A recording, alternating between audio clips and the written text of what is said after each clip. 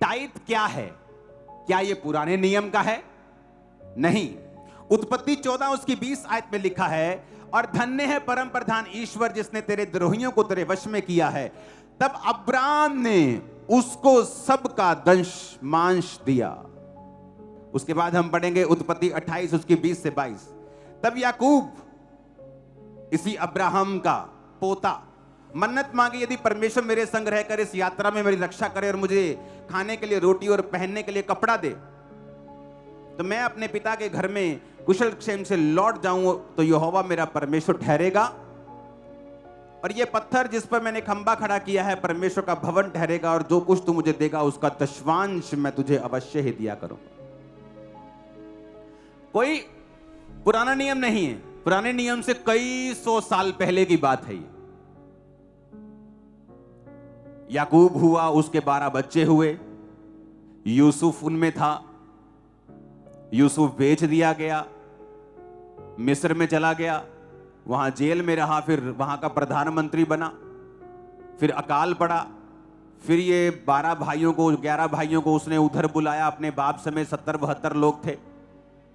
फिर 400 साल के बाद कहीं जाकर मूसा हारून सीन में आते हैं, 430 साल के बाद फिर कहीं जाकर पुराना नियम बनता है। तो कई सौ साल पहले की बात है ये, क्योंकि जो टाइथ है ये एक कवनेंट है, ये एक वाचा है, जिसको समझ आ जाती है कि भाई साहब मैं जितना मर्जी आत्मिक हूं, मेरे खाली हाथ को परमेश्वर ब्लेस करने वाले नहीं हैं। उसने हीरो के प्लैनेट्स बना दिए हैं, लेकिन वचन में वो हमें बोने के लिए इसलिए कहता है क्योंकि इस दुनिया में अगर आपको और मुझे परमानेंट ब्लेसिंग लेनी है और हमें गॉड्स आइडिया के मुताबिक बढ़ना है, तो हमें परमेश्वर को प्रूफ करना होगा कि ये पैसा, ये चीजें, ये मेरे लिए कुछ मायने नहीं करती। जब आप बोते हैं पैसे को, तो ये एक इंप्रेशन होता है कि आप पैसों से ज्यादा परमेश्वर से प्यार करते हैं।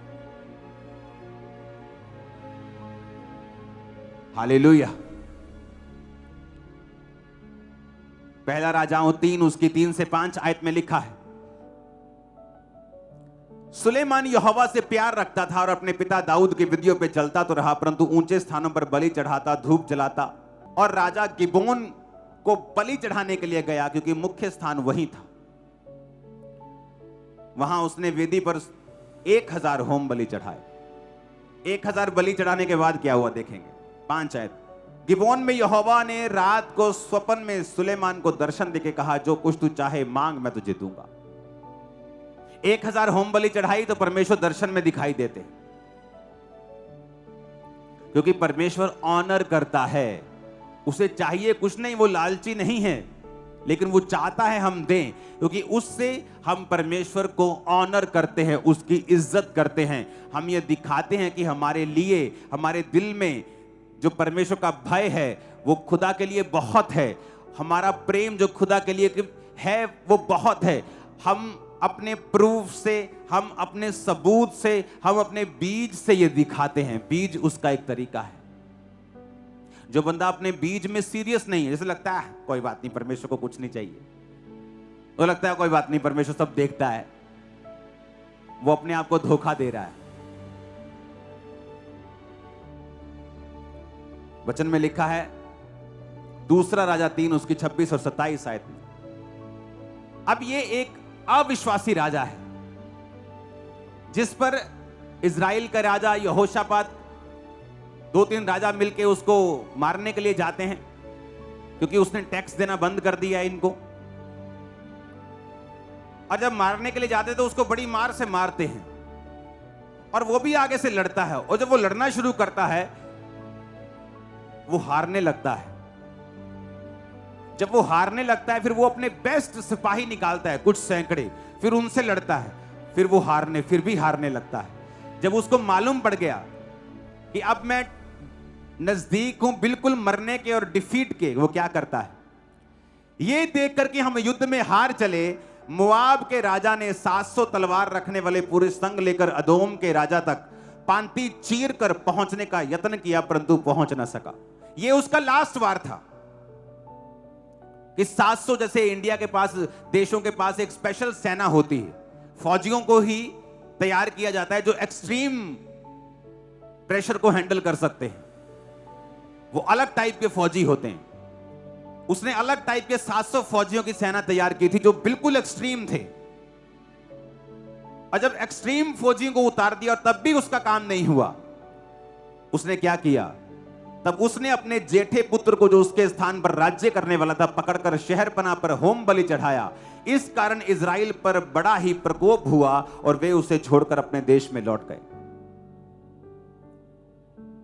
उसने जो बड़ा बेटा था उसके स्थान पर जिसने राजा बनना था, something very precious to him. बोलने में बड़ा आसान लगता है। राजाओं के बच्चे जो होते थे उन्हें अलग प्रकार की विद्या दी जाती थी। उन्हें मालूम था इन्होंने क्या करना है, बड़े होकर राज्य करना है, तो बचपन से उनकी तैयारी होती है, एफर्ट होता है उन पे। उनको बुद्धिमान बनाने के लिए शास्त्र विद्या, ये विद्या, पढ़ाई, हर तरह का ज्ञान, हर तरह की डिप्लोमेसी उन्हें सिखाई जाती है, इन्वेस्ट किया जाता है उन पे। और सबसे बड़ा बेटा, सबसे प्रिय, सबसे उत्तम उसने चढ़ा दिया। परमेश्वर को नहीं चढ़ाया, अपने देवता को चढ़ाया, और चढ़ाया अपने देवता को। लेकिन बाइबल कहती इजराइल पर बड़ा ही प्रकोप हुआ। परमेश्वर के लोगों को प्रकोप क्यों हुआ? उसने शैतान को बलि चढ़ाई।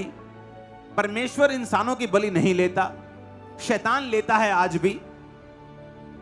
लेकिन परमेश्वर के लोगों पर प्रकोप क्यों हुआ? क्योंकि परमेश्वर नाराज हुआ कि एक व्यक्ति अपना सबसे प्रेशियस बीज अपने देवता को चढ़ा सकता है, और मेरे लोग जो मूर्ख हैं, जो ये समझते हैं कि परमेश्वर कुछ नहीं चाहता, और ये परमेश्वर के सामने खाली हाथ आ जाते हैं। तो परमेश्वर का प्रकोप हुआ इजराइल पर कि दुष्ट की संतान तुमसे कहीं अधिक समझदार है। दुष्ट की संतान कहीं अधिक यह समझती है कि उसे बोना है अगर उसे काटना है तो। दुष्ट की संतान को यह मालूम है कि अगर मैं बोऊंगा नहीं, मैं काटूंगा नहीं, लेकिन मेरी संतान को कुछ पता नहीं। यीशु ने भी कहा दुष्ट की संतान तुमसे अधिक चतुर है, अंधेरे की संतान उजाले की संतान से अधिक चालाक है।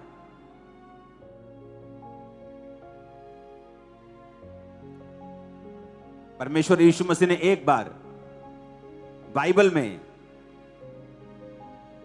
एक चोर की प्रशंसा की। आप कहेंगे हैं वो तो खुद कहता है चोरी करना पाप है, लेकिन प्रशंसा कैसे की मैं आपको यह बताता हूं। उसने कहा एक बंदा, उसको नौकरी से निकाल दिया उसके मालिक ने, और वो जिस नौकरी पे था, जो लिखने वाली मुंशी की नौकरी था, उसने मालिक के देनदार बुलाए। तेरे ओए तूने मेरे मालिक का कितना देना है? 80, जा 50 लिख दे। मैं भी 50 लिख अपने बही खाते में लिखता हूं। 30 का फायदा करा दिया, किसी का 20 का फायदा करा दिया। यीशु ने कहा पता क्यों? कि जब वो नौकरी से निकाला जाए, भीख उससे मांगी नहीं जाएगी, लज्जा आएगी, और काम उसे मिलेगा नहीं, तो वो उन लोगों को जिनको उसने फेवर दिया है उनके पास जाएगा। हालांकि वो गलत है, उसका न्याय अंत के दिन में होगा। उसने चोरी की है, उस दुनिया में भी उसको न्याय उसको सहना पड़ेगा। जो चोरी करेगा उसके जीवन से भी बड़ी चीजें चोरी की जाए। लेकिन प्रभु ने कहा कि कुछ बात सीखने वाली भी है। उसकी प्रशंसा भी सीखने में क्या की कि तुम अधर्म के धन से उसने मित्र बना लिए, यानी उसको धन का इस्तेमाल करना आता है, पर मेरे लोग जो मूर्ख हैं उन्हें धन का इस्तेमाल करना नहीं आता। वो अपने धन से अपना फ्यूचर बना रहा है, पर मेरे लोगों को धन से फ्यूचर बनाना नहीं आता। मोस्टली आप दुनिया में देखोगे जो प्रेयर वॉरियर्स होते हैं, मोस्टली प्रेयर वॉरियर बड़े गरीब होते हैं, सारे नहीं होते। क्यों? क्योंकि कईयों को लगता है कि हम प्रार्थना कर रहे हैं 8 घंटे, हम ब्लेस हो जाएंगे। लेकिन ब्लेसिंग के लिए आपको बीज बोना पड़ता है, सामर्थ्य के लिए आपको प्रार्थना करनी पड़ती है। दोनों चीजें चाहिए।